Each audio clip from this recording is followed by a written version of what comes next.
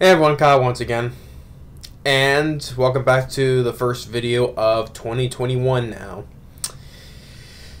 So, I just, hopefully this year, I would say hopefully this year will be better, because since year 2020 was a very shitty year, so probably it's one of the worst years ever for how many years, so. But yeah, but I was hoping that 2021 will be better, so. Hopefully things will get better sometime this year. So hopefully, all we can do is just hope. But anyway, that all said, so now let's just look back on the year 2020. Now, like I said, I want to get to first. All I want to do is list the films that bombed back in 2020. Whether like I said, as the usual, small or large flops. So there probably won't be much because considering how the year was for films. So, but despite the fact that when films did reopen, so there's probably still films that still flop though. But probably say towards the end of this year when they reopen things of their theaters, certain places, some films still didn't make enough money to make back their budgets or break even, whatever. So, but on those ones, I say they flopped by default. So, but anyway, look. Now I was going to say I won't be able to get them all though, but ones I have listed. So let's get right down to it. So, starting off with the first flop of 2020 to me, at least I think it was, is of Underwater. Which is like a horror film that was like to take on things like Leviathan, Deep Star 6, and it starred Kristen Stewart, which actually I did not mind the movie. I thought it was gonna be one of those things like, although although Leviathan, Deep Star 6, even The Abyss, I thought of course they're better than this though, not by a long shot though. But I did not mind this movie though, but.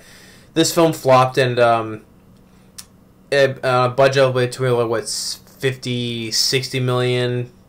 Domestically made around 17 million. Worldwide about around 40 million. So of course it was released in January. So another flop for January. Yeah. So the film didn't do that well. So Underwater flop. Now of course this was another high-budgeted movie that came out in January that flopped. Another one, and I did rant on back when the time of its release back in January, and that is of Dolittle, which I will say that is, which I already said, which when I do my worst list of this year, it is gonna be on my worst list. And Dolittle, another massive flop that cost about 175 million. Domestically made about 78 million. Worldwide about 240 some million, like 45, 46. And that's not that's not good either. So yeah, for another big. And do we need a film about Dolittle, and which I ranted on the movie, so you can check back out my review of it. I did not like Dolittle at all, and yeah, that's it. This film deserved to flop. Yeah, so Dolittle, another massive flop. Next, was a film called The Rhythm Section. What was the one? I think it started. What was it? Blake Lively, and it had who was it was the actor that was in it? Was it Sterling K. Brown? Yeah, I had never seen it, but it did bomb. It did bomb big. It cost about 50 million, made only about 5 million. So I haven't seen the film, so I don't know what I can say about it. But The Rhythm Section. Next is another one that came out in February, and that is of The Call of the Wild. Starring Harrison Ford. Didn't make back his budget, but was it when I saw the trailer of this film, this film looked, did it cost it cost like 135 million? Didn't look like it. Yes, I guess it did cost 135 million, around there. Domestically made 62 million, and then about 107 million. So, it's another huge box office flop. I still look at the trailers like this film cost that much, just with Harrison Ford with the CGI dog. I think a while back around that time they gave a reason why they used a CGI dog instead of a real dog. I don't see what the other way around is. I mean, why couldn't they use a real dog instead of being a C? Because obviously I knew there was from the trailer the whole film is going to be entirely a CGI dog. I mean, I don't see why they could just use a real dog. What was it? Animal cruelty? Come on. Explain to all the other movies back then they used real dogs. Even films like Cats and Dogs, even though those type of movies where they use real dogs, except they CG the mouth movements. But still, at least there were CG in moments, but for the most part they use real dogs and cats. So. But I don't see how you could use a real dog for this movie, or if there's certain moments in this movie you could CG though, but I don't know. But regardless, the film was still a flop anyway. The Call of the Wild. Now this is getting to the point where taking the turn, and that is of another Pixar flop. As soon as the big financial ruin it went in, it went to like direct to streaming, but it's Pixar's Onward.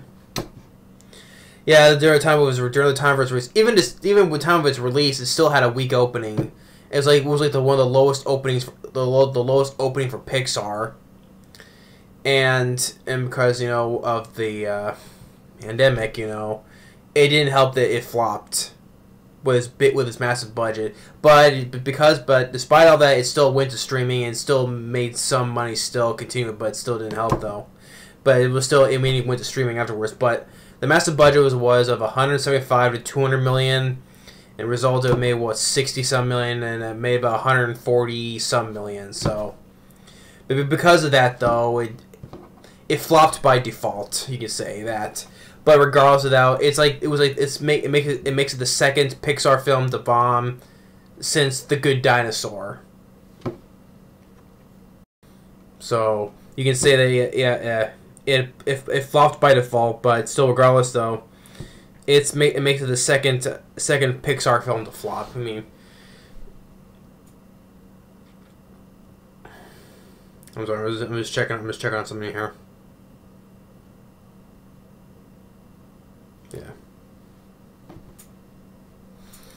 Yeah. So for the next sort, so this was the start of it. So the next films that I'm listing are flops by default. Who knows if any of this didn't happen? Who knows if it would have made the money if it was still in theaters anyway? But this is again the listing of it. But so I'm still, regardless, while I put it on my list though. Onward, Disney Pixar's Onward. Next is Bloodshot with Vin Diesel, which I did manage to see before the theaters closed, but I did not like Bloodshot though. I didn't care for it. It's based on a graphic novel or comic book. It's like a typical thing we've seen before. A soldier died, brought back to life with given some powers and all that. So, yeah, Bloodshot made about 37 million worldwide on a budget of 45 around there. But as I said, who knows if it made back the money if it was still in the theaters. So, but like I said, the list of films I was saying are flops by default. But who knows though. Next is which is a film I did like this year, despite some controversy, and that is of The Hunt. Which I actually like The Hunt for what it was, but he says it's like somewhere like kind of like The Purge in a way, but a different thing. But for its like what was it budget of 14 or 15. I think around made about 10 million. Even despite it was being pushed back from back then, but overall, I did like The Hunt, but not because the results no, as the results it was a flop, but The Hunt. Next, and then ever since the rest of the film just went mostly direct like streaming, or so a lot of films are even films that they get re-released and they did in drive-ins. But jumping all the way now to the next one, which they started to open up in theaters to the time they started opening up, The New Mutants. Yeah. Which I say is a lot better than most of these new X-Men movies. Definitely hella better than Dark Phoenix, X-Men Apocalypse though. But result, when they started reopening some theaters, how much it made though, I think this film would have made. To me, I think this film would have made more money if all this didn't happen though. So, like once again, I say it was a flop by default. But his budget was 67 million. Domestically made about 27 million, 23, 24 million, and worldwide about 47 million. So, I think if it gave it a much more worldwide release, you know, I still think it would have made more money than the film it did now. So, yeah, I didn't expect the film, and I didn't expect the film to make as much money as the previous X-Men films, but I still think it would have made some money, considering the fact that it got pushed back numerous times, you know, and when finally it did, it didn't make that much money, and I knew critics wouldn't like it either. So, yeah, but like I said, I think the New Mutants, to me, another flop by default. I still believe it would have made money if it was given a full worldwide release. So yeah, The New Mutants. Now this film, actually, you could say, out of all the films that came out after like the theaters began to reopen a bit, to me, you could say technically this was the most successful one, and that is but I still say that it needed to make them about 400 million to break even though, but so evidently it didn't though. But you can technically say it did still make it on the top 10 highest grossing films of 2020 though still, but still you can say it was to give it its massive budget. Still, I can still consider it a flop, and that is of Christopher Nolan's Tenet. Yeah, given its massive budget of 200 million. Even though it made money overseas, worldwide it made about 360-some million, but domestically made about I think it was like 40-some million, or I think it was. I do believe it did. So yeah, even though you can say it made it, you can say the most successful film of during that time when it came out, because it made more money than all the other films that came out during the rest of the year. So, but yeah, if it said it needed to make about 400 million to break even, so technically it didn't do that. So I would still say it's still a pretty massive flop. I would still say. So yeah, for Tenet. Next is The War with Grandpa with Robert De Niro. About $38 million budget worldwide. About 31 million. Yeah, so that's another financial flop there. I'm not sure about the rest of the list of the films that came out during the later afterwards. I'm just gonna throw it out there. Given it's also its massive budget, I'm just gonna throw it out. Wonder Woman 1984. Even though it's already started making money overseas as well, but with its massive budget, even though it's to be debuted on HBO Max, because Warner Brothers made a deal like to release most of their movies on HBO Max. And then there's another film that it's another one of my worst of this year. I did not like the first Wonder Woman the first time. I did not like this film the second time. Although I would say technically, I would say the first one was better than this one, though, but it's not saying much. And I know because I still know because back when I ranted on the first Wonder Woman film, back when I did it, I got a lot of hate for it because I didn't follow what it was like the crowd. Oh, it was great and amazing. No, I did not like it just because you know. But still. I did not like this. I did not like this film either. So, I'm just throwing it out there. Who knows? If it's gonna make its money. Well, domestically it won't. Domestically it won't. But I'm just gonna throw it out. Wonder Woman, 1984, and I'm not sure about the rest of the films that came out like in November and the rest of December.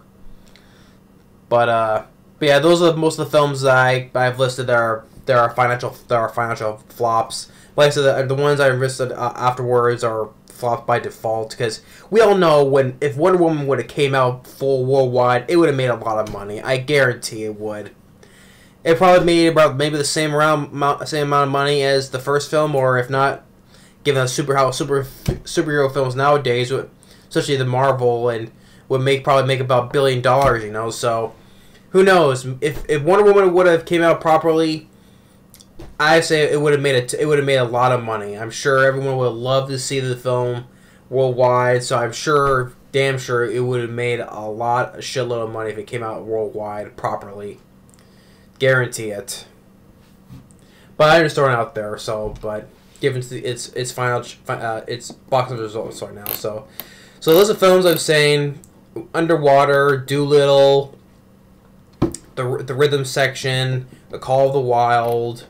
Onward, The New Mutants, Tenet, The War with Grandpa, Bloodshot, The Hunt, and then I said Tenet, then Wonder Woman 1984.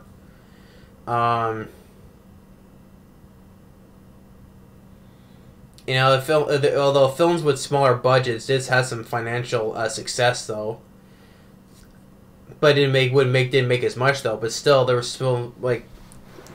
Just throwing out there, like some small budget films were successful, like the horror film Come Play.